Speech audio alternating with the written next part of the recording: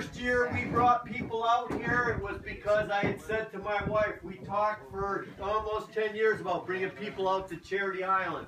We now have the marina built, the house is rebuilt. I said maybe we should start bringing people out here and feeding them, and we would feed them right up on the porch. We had all the tables set up there. And when her first response was, what, you want to bring 50 people out to my new house and serve them dinner? Where are they going to go to the bathroom?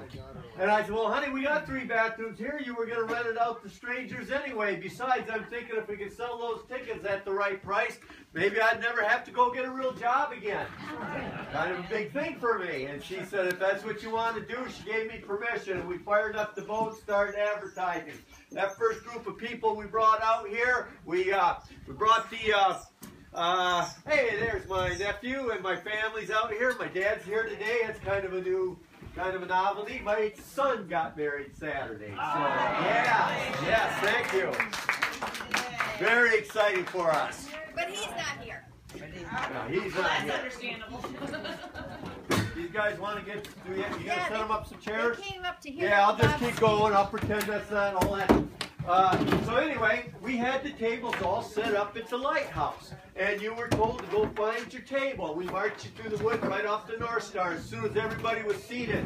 Boy, we're throwing the food up there, and we'd start with this table, the next one, all the way around to the other side. When that last table on the other side got their food, I'm up on the porch to the first table. Hey, folks, did you get enough to eat? How was the meal? And they'd say, oh, this is really great. And then it was with the questions, how big is this island? You guys got deer out here? How tall is that tower? When did they turn it off? Do you guys live here all year? And I'd get through a dozen questions, and I'd get to the next table. Well, they probably heard the answers, but these people didn't, and they got a dozen of their own. And then I learned early on, best thing to do is just get everybody together.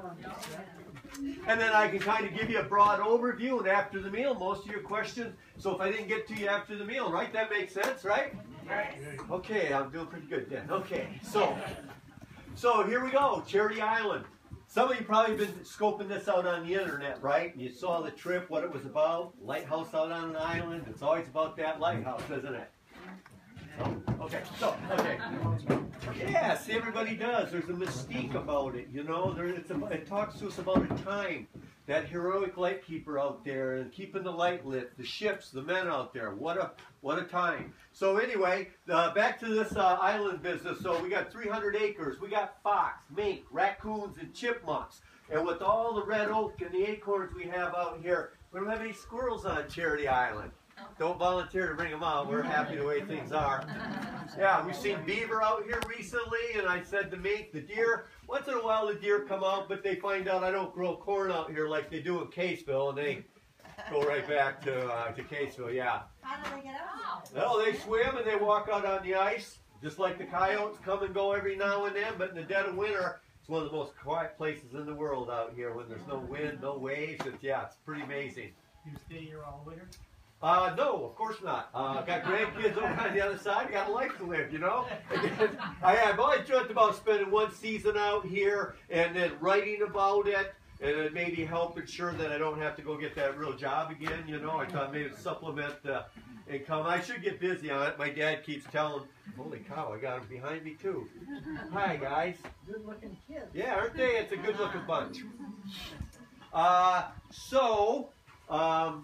Back to the island, and then you look up 3 miles from where we're sitting. There's Little Charity Island over there. Now that's just a 6-acre island, and if we were to walk the 1 3/4 miles all the way to the south end of this island, we could wade all the way over to Little Charity Island. We wouldn't get wet above our belt buckles. I could always say that the last 11 years, but the water's up about 3 feet now, so I'm not so sure. Does it freeze over then in the winter? Oh yes, it's always froze over. People come out here in the snow machines, yep. And the only reason these islands are here to begin with is they are something called anomalies in the Bayport Limestone Formation. Turns out we had a warm, shallow ocean 350 million years ago, and it was full of primitive sea life. Got pretty good though, taking calcium, carbon dioxide out of there in the water, making cell structures for themselves. And as that primitive sea life died, sunk to the ocean floor, over time it built up a layer of calcium carbonate or limestone. But we all remember that story from high school, don't we? Yes, no? Where's my piece of limestone? This is a nice piece of limestone here. There's one there. That's actually not limestone. No, but you got a bunch. Yeah, none of that's limestone though. So anyway, who needs it? Limestone. Calcium carbonate. That's how it's formed, right? We remember that from high school, most of us, right? The story, yes, no? Maybe? Okay. Do we have any geologists in the group? No? Good. Okay, so, all right, I'll move along then. Yeah, so anyway, we got limestone bedrock. The continents break up in the glacier, and we end up here. Glaciers come through and scrape out the Great Lake, literally scout out the Great Lakes basin. When those glaciers retreated 11,000 years ago, these islands were still here because they were limestone bedrock. The glaciers had skipped over them.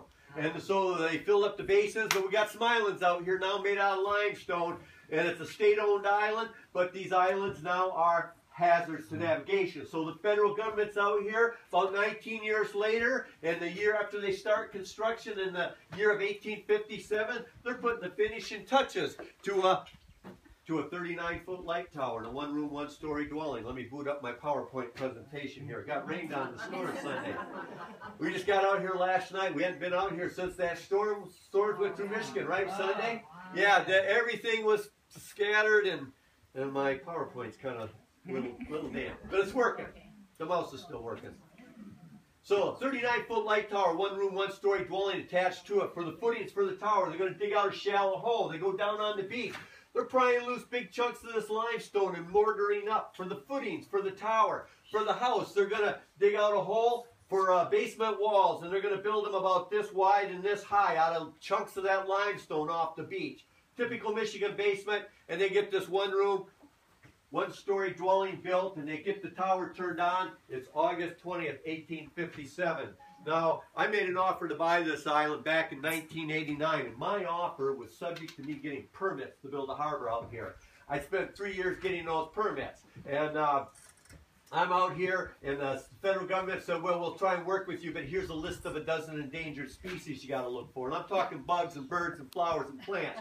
And I got to hire botanists and biologists and entomologists and serpentologists. And the state of Michigan said we might have an archaeological site, so I had to bring out archaeologists. But the point is, for 3 years, I'm out here working. Maybe I'm going to get the permits to build a harbor. I need that harbor if I'm going to sell lots out here, and I'm always coming out here for 3 years, not knowing if I'm ever going to really own this island. Am I really going to be able to pull this off? And I did. I did get the permits, and I did raise the money in a few short weeks once I had the permits, and I bought this island. And it's 4 or 5 years, and when I bought the island, it was in February. Now it's March. I'm excited. I'm going to go out there for the first time as the new owner of Big Cherry Island. Well, I actually put it in my wife's name. Okay, and now I wanna bring her out here, and it's March, and the bay's full of ice, but I can scooch around it. I got a pair of waders and a bottle of champagne. I dropped anchor offshore there, and I put the waders on, got in the water. She got in my arms, and I waded to shore, set her on shore. And I brought her up to that old lighthouse, and then I picked her up, and I carried her across the threshold. 3 years of hard work, right? And I popped the cork, and we had some champagne out here to celebrate. Yeah, wasn't that great? And then, thank you. Yeah, that's why she's still with me. Well, thank you very much. One question. Do you have 10 children? Because you should have had. Why? I don't know. Isolation does a lot of things to a man. How many do you have? 2? Well, that's not. I have 2. I have 2 beautiful children. Oh my God, you're It's the new age. It's the new age. But I got a great story about a lot of children for you later. But I want. I'm a good Catholic, and I'm just saying I'm a good Catholic. Should have 5 more. God bless you, honey. My mom was a good Catholic too. I have 6 brothers and sisters. God bless her. So anyway, I get her across the threshold. Now it's like 6 years later, and I find out they turned the tower on August 20th, 1857. I had to go to her. I said, Karen, see, we're supposed to be out here. Look it. They turned the tower on. It's August 20th. That's her birthday. Wasn't that amazing? I thought, what an amazing coincidence. It just kind of reinforced the fact I was supposed to be out here. But not 1857. It was just August 20th. Yeah. So I thought that was pretty amazing coincidence. Anyway, they get it turned on, and then it's in service now. It then takes the federal government 8 years before they get around to formally acquiring the island. It's done so with an executive order signed by Abraham Lincoln just 15 days before he's assassinated. This becomes a federally owned island. Yeah, and the tower's going, and about in 2007, I got tour operators calling me. They want to bring tour groups out. I'm thinking maybe I need a better boat. I'm going to order a catamaran out of Florida, and I get it ordered, and the question came up, what are we going to name this new boat when it gets here? And right away we thought, well, maybe we should name it after one of the lightkeepers on Charity Island. Oh, that would be perfect. We'll name it after the very first lightkeeper out here on Charity Island. I went back and did some research. His name was Colin Graham. I see he was out here for 8 years, but I needed some background information. Spent about 6 months before the boat got delivered. I can't find a shred of information on this guy other than Colin Graham. He was here for 8 years, and that was it. Well, about 5 years ago, Detroit Free Press shows up, and they're going to write a story on me and my wife for what we do out here. And they get this story done, and they run it in Detroit Free Press in the front page of the Sunday Travel Edition. That's a big deal, right? Everybody knows that.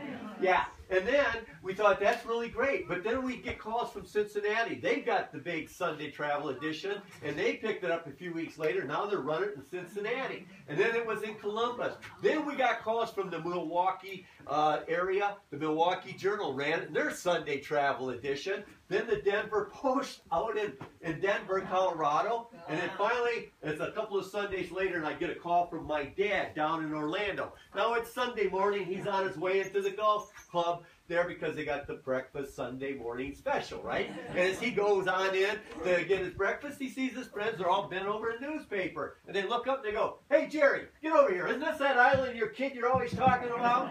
Well, he got on the phone right away to tell me it's in the Orlando Sentinel. I thought, wow, that's pretty amazing. Well, what really was amazing is 3 days later, I get an email from a man in Naples, Florida, and he saw that story, and he's emailed me to tell me how delighted he is to find out there's somebody out here, my wife and I, taking good care of his great-grandfather's light tower, who was Colin Graham. I couldn't believe it.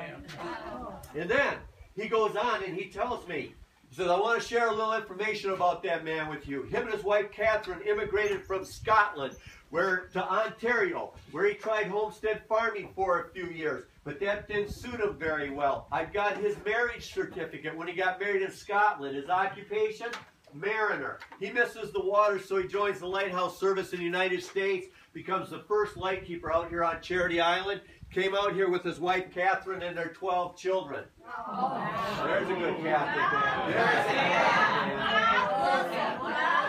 You know, my father said he had a lot of presents. He was a blessed man, wasn't he? 10 ties.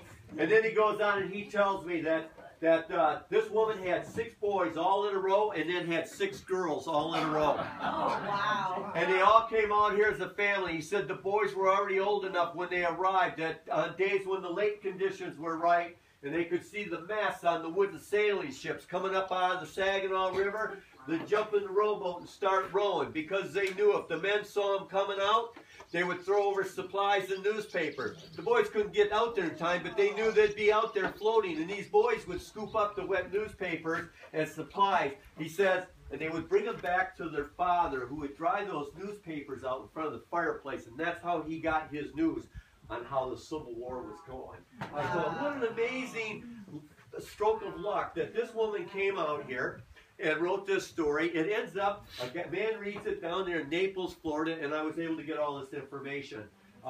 You know, otherwise, how would I have ever known anything, you know, that we had a newspaper delivery service on Charity Island in 1857. I thought, what a, yeah, I mean, the story just, you know, it just kind of fell in our lap. Right when I need these stories because people are coming out and I'm trying to share some information and I get asked questions and I have to go do research. And then this other story, equally as amazing, falls in my lap. I find out that in the spring of 1885, we've got a young man on his way out here. He's going to be the assistant lightkeeper for the next 5 years. He's 18 years old. Never been here before, and he's never even heard of this place before.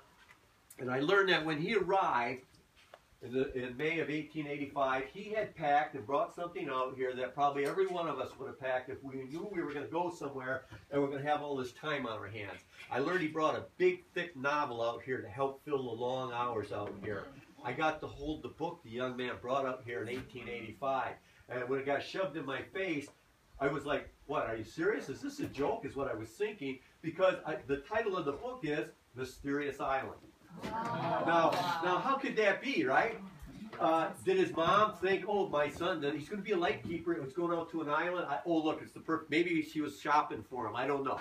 But maybe he just saw it. I had to run back now and find out a light keeper.